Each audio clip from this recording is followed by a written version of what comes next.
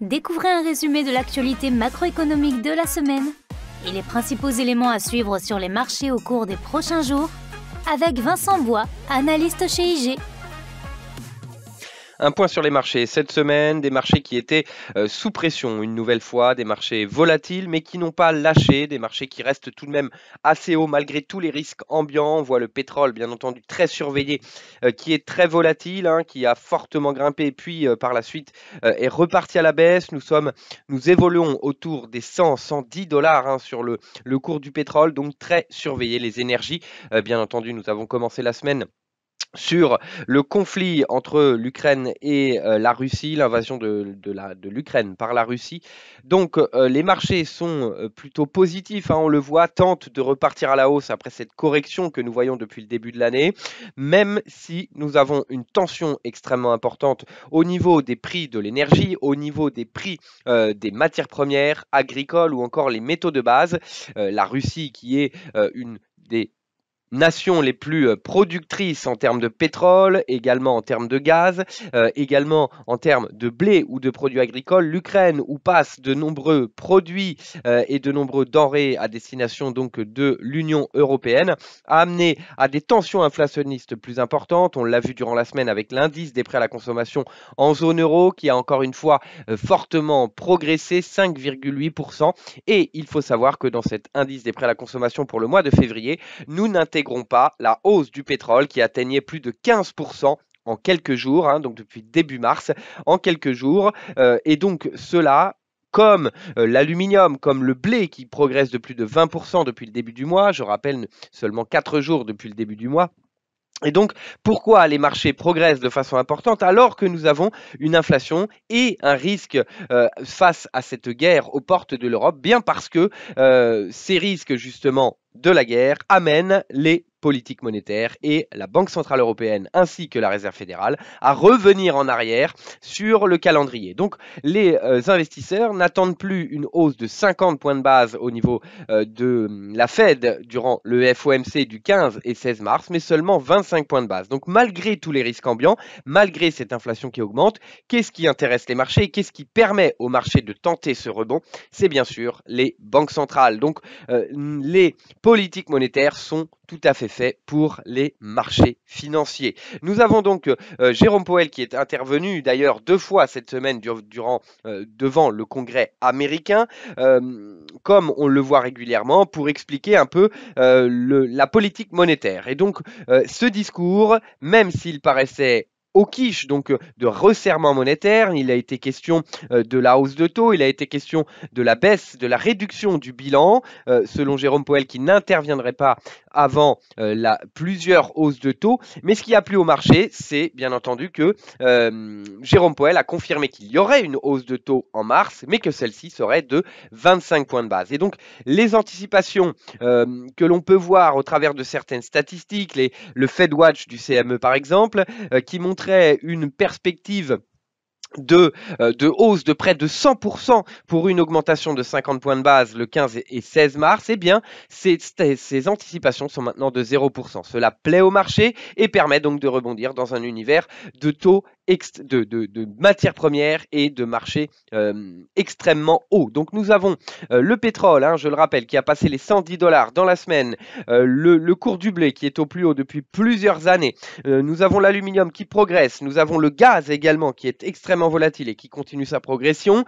Et malgré tout, malgré ces perspectives d'inflation en hausse, nous gardons une politique monétaire extrêmement accommodante. Nous avons un discours sur justement le resserrement monétaire qui sera moins intensif que prévu, mais toujours dans un univers de taux extrêmement bas, toujours avec des rachats d'actifs qui doivent se terminer début mars.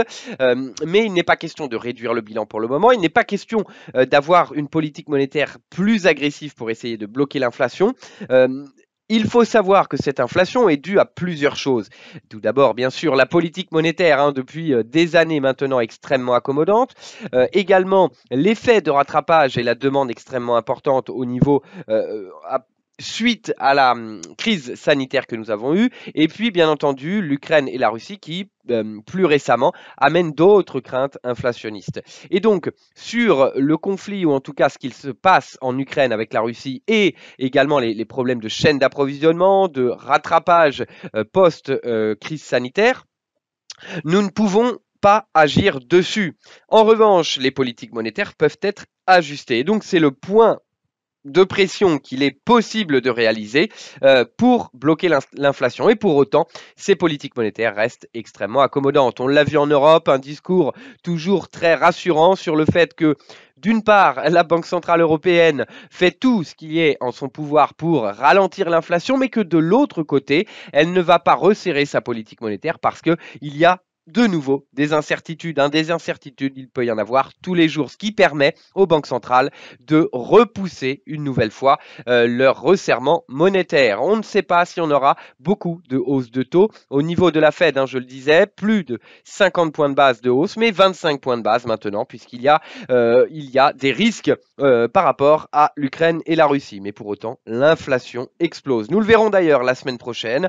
L'inflation, indice des prix à la consommation aux États-Unis la semaine prochaine, qui pourrait être en forte accélération. Je le rappelle, ces chiffres également n'intégreront pas la hausse du pétrole et la hausse des matières premières fulgurantes que nous avons connues cette semaine. Et nous pourrions avoir un indice des prix à la consommation qui, une nouvelle fois, progresse au-delà des 7%. Par la suite, la semaine prochaine, nous aurons également la politique monétaire de la Banque Centrale Européenne. Il s'agira des rachats d'actifs qui se poursuivent malgré l'inflation et également le calendrier éventuel d'une hausse de taux qui était prévue pour juin, il y a encore quelques semaines, qui pourrait être maintenant en septembre suite à la crise en Ukraine. Donc voilà un peu ce que suivaient les marchés, la politique monétaire toujours moteur de croissance des marchés financiers. Nous avons eu d'autres statistiques, mais ce qui intéresse surtout les marchés, bien entendu, c'est la crise en Ukraine. Actuellement, la Russie continue le combat, garde un discours très ferme sur l'atteinte de son but, qui reste pour le moment assez flou. Il y a plusieurs idées qui sont mises sur la table par la Russie. Il y a eu d'ailleurs plusieurs discussions, deux discussions donc entre la délégation russe et la délégation ukrainienne qui n'a rien donné. Les sanctions continue de pleuvoir à l'encontre de la Russie suite au SWIFT, au retrait du SWIFT.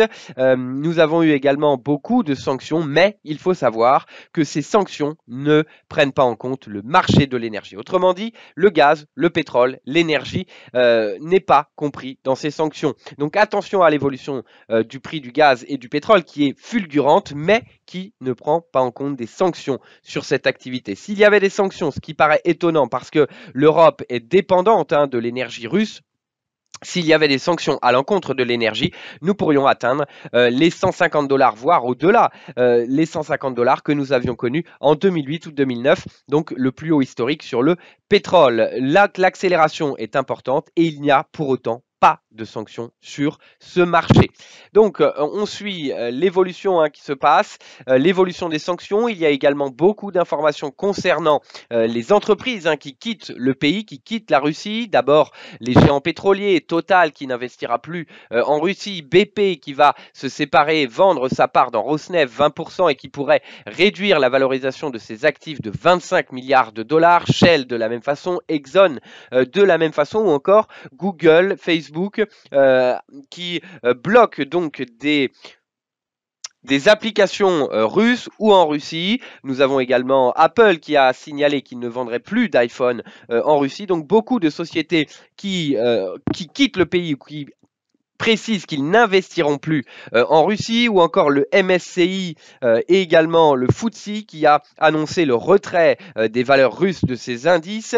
Donc beaucoup de sanctions, mais même si les sociétés se retirent du pays, on voit les gouvernements qui continuent d'acheter des matières premières à la Russie, du gaz et du pétrole qui continuent à arriver de Russie. On a des pays dans l'Europe, dans l'Union européenne, ce qui amène justement à des disparités dans les décisions, où dans les sanctions face à la Russie parce que certains pays sont complètement dépendants du gaz russe, d'autres un peu moins. L'Allemagne, à titre d'exemple, importe à peu près 50% de son gaz en provenance de la Russie. Pour la France, c'est environ 20%. Mais certains pays, la Hongrie par exemple, prend 100% ou quasiment de son gaz en Russie. D'autres, plutôt dans le sud, ne prennent pas de gaz en Russie. Et donc, comme d'habitude, ces disparités au niveau de l'Union européenne amènent à des disparités ou à des désaccords dans les décisions à prendre. Voilà un peu ce que nous avons vu cette semaine. Nous verrons également la semaine prochaine, je le rappelle, l'indice des prêts à la consommation aux États-Unis, mais bon, cela a peu d'impact finalement sur la politique monétaire. Nous verrons également le compte-rendu de politique monétaire de la Banque centrale européenne qui sera suivi avec attention sur les rachats d'actifs, mais également sur la hausse de taux qui pourrait intervenir en septembre plutôt qu'en juin. Je le rappelle, hein, la BCE, il y a encore quelques semaines, la BCE ne voyait pas de hausse de taux avant 2023, voire 2024. Donc les choses bougent beaucoup, mais ce qui intéresse les marchés, et on le voit malgré la crise russe, malgré l'inflation qui augmente, malgré le ralentissement économique qui pourrait arriver, c'est la Banque centrale, c'est la politique monétaire que les marchés financiers suivent, d'où la tentative de rebond des indices actuellement. Merci à Jérôme Powell qui garde un ton plutôt accommodant, cette hausse de taux qui pourrait atteindre seulement 25 points de base en mars. Voilà donc pour les marchés cette semaine, une semaine sous haute tension, la semaine prochaine également à suivre avec attention les politiques monétaires, l'indice des prêts à la consommation et puis bien sûr ce qui se passe entre la Russie et l'Ukraine. Encore merci de nous avoir écoutés. Bon trade et bon week-end avec IG.